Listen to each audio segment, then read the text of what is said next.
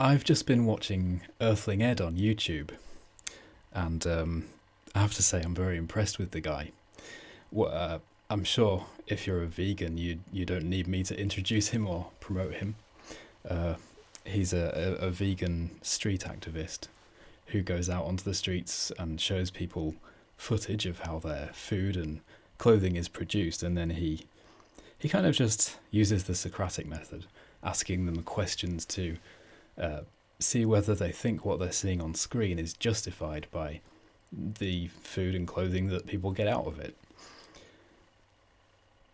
And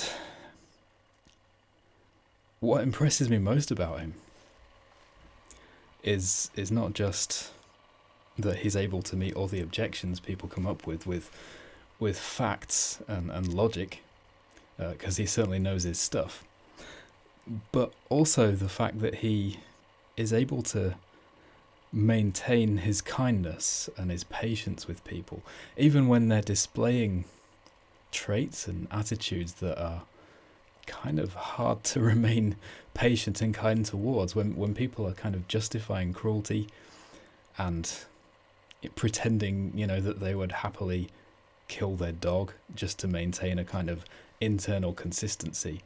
I think it's very difficult to stay patient with people who are doing that, but he does it admirably, and I certainly admire the guy for that. But watching his channel, I had a couple of thoughts. When he speaks to people, it usually goes, well, it always goes actually one of two ways. Either eventually he's able to get through to the person with facts and logic and just asking them questions, and eventually they come around and realize, hang on, this guy's correct in what he's saying, we shouldn't be doing this.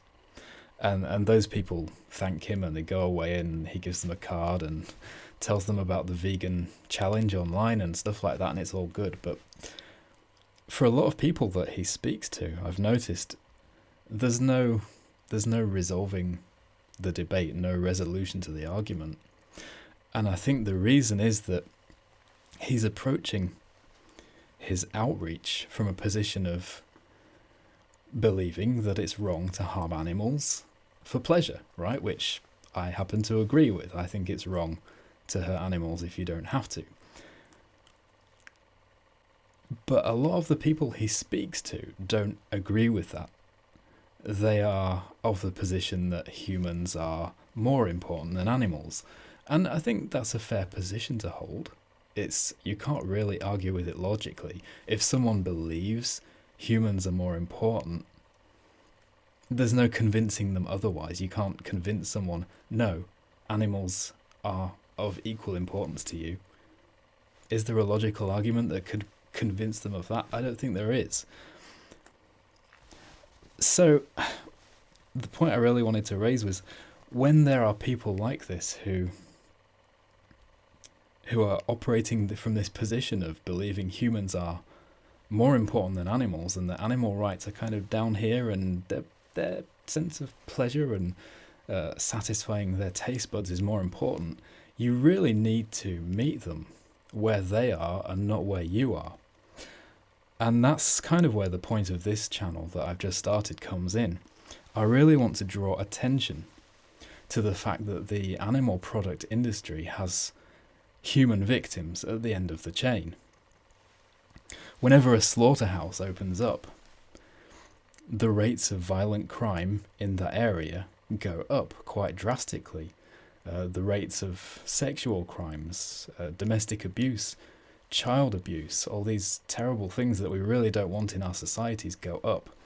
And it's because of the post-traumatic stress disorder that's suffered by people who work in slaughterhouses. As I said in my last video, there is something deeply bad for the human spirit that goes on in slaughterhouses.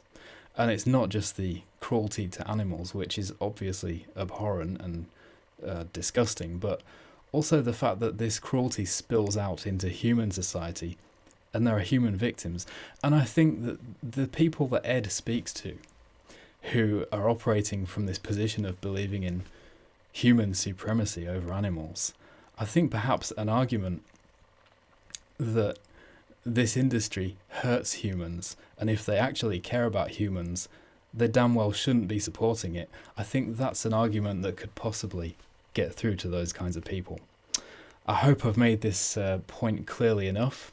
I hope I haven't rambled on too much. Let me know what you think.